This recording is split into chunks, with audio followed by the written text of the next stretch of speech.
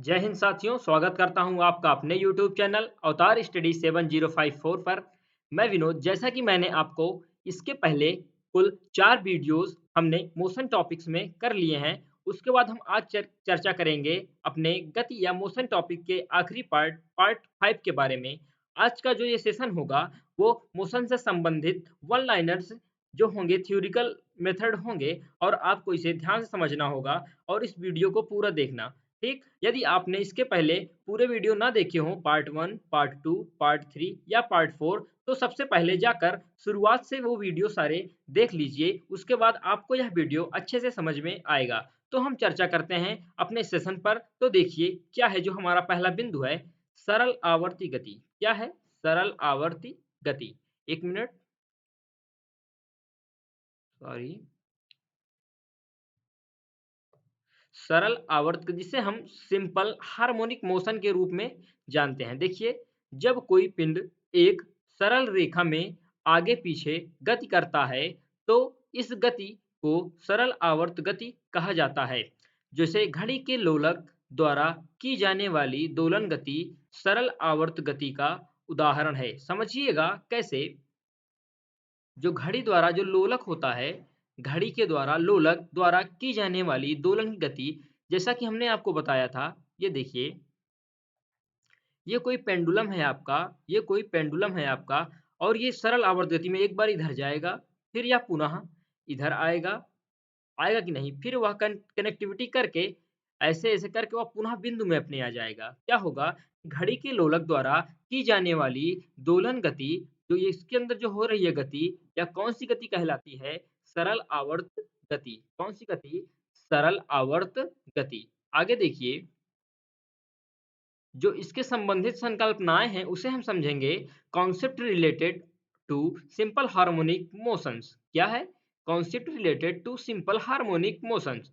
देखिए, जो साम्यावस्था होती है, साम्यावस्था अथवा मान लीजिए जिसे हम equilibrium position of mean position के रूप में भी जानते हैं। आपको समझना है कि जब कोई कण अथवा पिंड किसी बाह्य बल मतलब किसी बाहरी बल के प्रभाव से मुक्त हो जाता है और अपनी सामान्य अवस्था में होता है, तो यह स्थिति उसकी साम्यावस्था अथवा माध्य स्थिति कहलाती है। कैसे होगा? जब कोई कण अथवा पिंड किसी बाहरी बल के प्रभाव से मुक्त होता है, तो अपनी सामान्य अवस्था में होता है, तो यह इस स्थिति की उसकी साम्यावस्था अथवा माध्य स्थिति कहलाती है। अगला बिंदु देखेंगे क्या है और उसको हम समझेंगे कि जो इसका आवर्तकाल होता है, आवर्तकाल मतलब होता क्या है, उसे कहते क्या हैं? तो हमने इसके पहले जो वीडियो था उसमें आपको आवर्तकाल के बारे में बताया था। देखिए फिर से समझिए, जो टाइम पीरियड होता है या आवर्तकाल होता है, वो किसी कण अथवा पिंड द्वारा अपना एक दोलन पूर्ण करने में लगने वाले समय से उसका आवर्तकाल कहलाता है। जैसे जैसे अभी पेंडुलम का चित्र हमने बनाया था, तो ये पेंडुलम जो था इस क्रिया को यहाँ से यहाँ तक किया, फिर पुनः ये यहाँ तक गया और फिर वह उस बिंदु के बीच में आ गया, जो स्थिरता को दर्शाता है।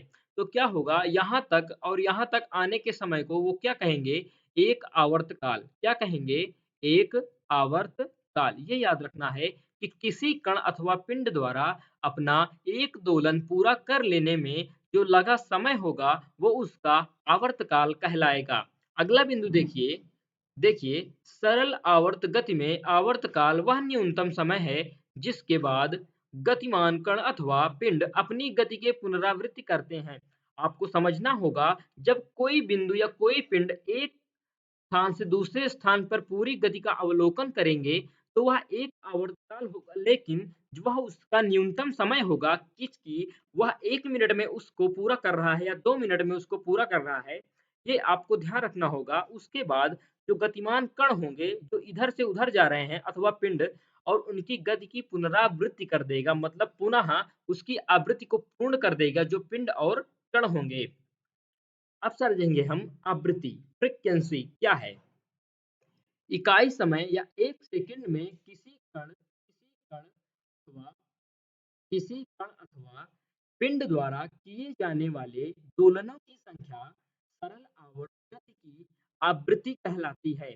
क्या कहलाती है? कि 1 सेकंड में किसी कण अथवा पिंड द्वारा किए जाने वाले दोलनों की संख्या सरल आवर्त गति की आवृत्ति कहलाती है। आगे समझिएगा जो कि बेहद ही इंपॉर्टेंट है। आपसे पूछेगा कि आवृत्ति का मात्रक क्या होता है। आवृत्ति का मात्रक क्या होता है? तो क्या होता है मित्रों?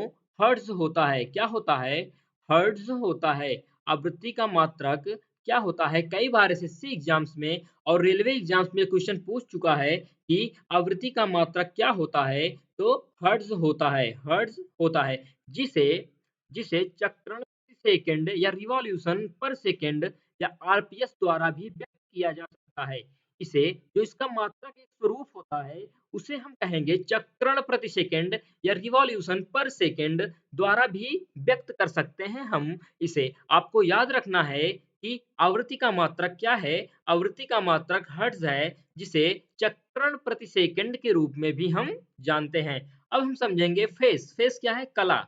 एक फेस होता है जो सरल आवर्त गति के दौरान किसी निश्चित समय पर कण अथवा पिंड के विस्थापन का परिमाप या मैग्नीट्यूड जो होता है उसका, तथा उसकी दिशा, कण की कला, प्रारंभिक कला को इपॉक कहते हैं। इपॉक मतलब जो फेस होता है, कोई सरल आवर्त गति होगी और उसके निश्चित समय पर कोई समय होगा निश्चित, या कोई कण या बिंदु जितना दूरी के परिमाण में उसकी दिशा को दर्शाएगा, वह उस कण की कला की प्रारंभिक कला या इपॉक कहलाएगा। आपसे पूछेगा एग्जाम में इपॉक क्या है?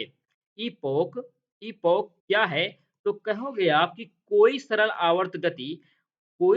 आवर्त या कण के पिंड के विस्थापन का जो परिमाण होता है, वही ओपक इपॉक कहलाता है। नेक्स्ट देखेंगे क्या है बिंदु। आवर्त गति एवं सरल आवर्त गति में जो अंतर है वो समझेंगे। यदि आपने इसे समझ लिया तो आपको आवर्त गति एवं सरल आवर्त गति में अंतर पता चल जाएगा और आप जान जाएंगे कि सरल आवर्त गति क्या है और आवर्त गति क्या है। ध्यान दीजिएगा।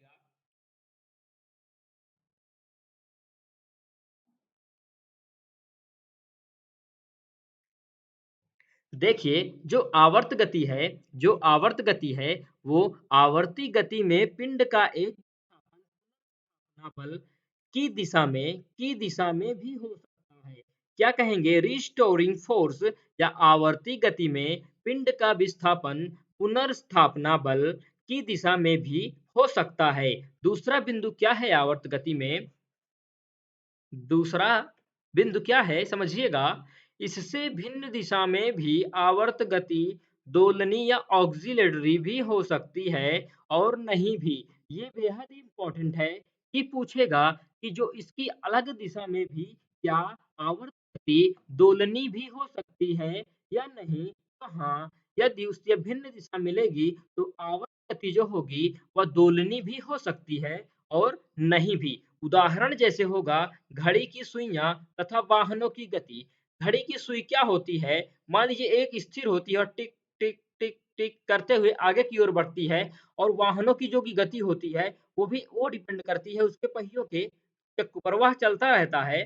तो कैसे होगा कि उसकी दिशा भिन्न दिशा में भी दोलनी भी हो सकती है और नहीं भी। वह किसी भी दिशा में हो, वो अपना कार्य करती रहेगी, घड़ी हो चाहे बाइक हो ना, उसे दिशा से कोई मतलब नहीं है। तो ये आपको समझना है कि जो भिन्न दिशा भी हो तो आवर्त गति दोलनी भी हो सकती है और नहीं भी हो सकती है।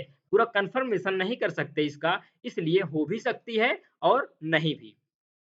देखिए वन लाइनर्स जो है सरल आवर्त गति में ये समझिएगा, सरल आवर्त गति में पिंड का विस्थापन सदैव पुनर्स्थापना बल की विपरीत दिशा में होता है और सरल आवर्त गति सदैव दोलनी होती है। उदाहरण जैसे घड़ी के लोलक तथा स्प्रिंग की गति, जैसा कि मैंने आपको बताया था।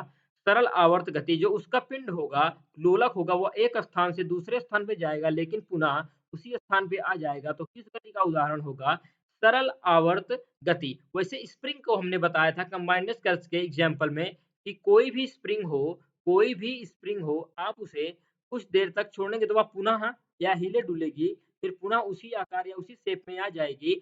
तो यह किसका उदाहरण है? सरल आवर्त गति का। किसका? सरल आवर्त गति का। ध्यान दीजिएगा।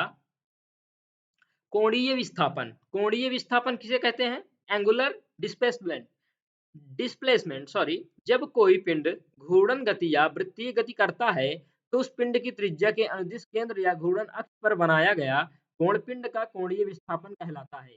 ये आपसे नहीं पूछेगा, बस एग्जाम से आप से इतना ही पूछेगा कि कोणीय विस्थापन एक कैसी राशि है, तो यह एक सदिश राशि है, इसका मात्रक रेडियन होता है। एक सदिश राशि है, एक सदिश राशि है और इसका मात्रक पूछेगा क्या है, पूछेगा इसका मात्रक जो होगा वो होगा रेडियन। क्या होगा? रेडियन। ये आपको बिल्कुल याद रखना है और समझना है। आगे देखिए जो बिंदु हैं, सॉरी देखिए जो कोणीय वेग होगा, कोणीय वेग पहले डिफिनेशन समझेंगे। वस्तु में समय के साथ कोणीय विस्थापन में परिवर्तन की दर को उस वस्तु का कोणीय वेग कहते हैं। कोणीय वेग किसे कहते हैं? जो वस्तु में समय के साथ कोणीय विस्थापन में परिवर्तन हो। मान लीजिए कोई वस्तु है और समय के साथ विस्थापन कोई दूरी चल रहा है और समय के साथ वो कन्वर्ट हुआ तो क्या बना? कोण बना कि नहीं? यहाँ पर 90 एंगल का कोण बना तो वो क्या कहलाएगा कि विस्थापन में परिवर्तन की दर को उस वस्तु का कोणीय वेग कहते हैं, जिसे ओमेगा से प्रदर्शित करते हैं। बेहद ही इंपॉर्टेंट है, एग्जाम में पूछ सकता है कि कोणीय वेग को हम किससे प्रदर्शित करते हैं, तो ओमेगा से। ओमेगा का चित्र थोड़ा ऐसे होता है, हमने डब्लू वहां पर बनाया है, ठीक, ओमेगा से प्रदर्शित करते हैं और यह भी एक सदिश राशि है जिसका मात्रक रेडियन प्रति सेकंड है। आपको याद रखना है, बेहद ही इंपॉर्टेंट है कि कोणीय वेग का जो मात्रक होता है वह क्या होता है, तो कोणीय मात्रक का होता है रेडियन प्रति सेकेंड। तो बहुत-बहुत धन्यवाद आप सभी लोगों का इस वीडियो को पूरा देखने के लिए। आज का जो टॉपिक हुआ वो समाप्त हुआ मोशन का। जो हमने आपको इस वीडियो में बताया वो वन लाइनर्स क्वेश्चन आपको अच्छे से समझ में आ गए होंगे। तो आप इस वीडियो को लाइक, कमेंट्स करना बिल्कुल ना भूलें और हाँ, यदि आप अपने दोस्तों से भी शेयर कर दें तो बहुत-बहुत आभार होगा। तो ये समझिएगा कि पार्ट 1, पार्ट 2, पार्ट 3, पार्ट 4 या पार्ट 5 टोटल जो गति मोशन से चैप्टर से बनाए गए हैं वो टोटल 5 वीडियोस बनाए गए हैं जो कि 15 मिनट्स के अंतर्गत ही हैं, ना कि उससे अधिक। तो यदि आपने पूरे वीडियोस ना देखे हों तो आप उसे जाकर ज़रूर देख लीजिए। तब तक के लिए हम आपको मिलते हैं इसी मोशन टॉपिक्स में टेस्ट सीरीज के साथ। उसमें टोटल 25 क्वेश्चंस होंगे या उससे अधिक भी हो सकते हैं या उससे कम भी हो सकते हैं। ऐसा नहीं है, 25 क्वेश्चन तो होंगे ही होंगे और जो एग्जाम्स में पूछे गए क्वेश्चंस हैं वो हम डालेंगे उसमें और जो इन वीडियो के अंतर्गत पढ़ाया गया जो महत्वपूर्ण बिंदु होंगे वो भी उस टेस्ट सीरीज में होगा। तो आप लोग उस टेस्ट सीरीज को जरूर सॉल्व कीजिएगा और कमेंट सेक्शन में बताइएगा कि आपने टोटल कितने क्वेश्चंस उसमें किए हैं। देखिए धन्यवाद, मिलते हैं आपको हम एक नए चैप्टर के साथ। तब तक के लिए जय हिंद, जय भारत।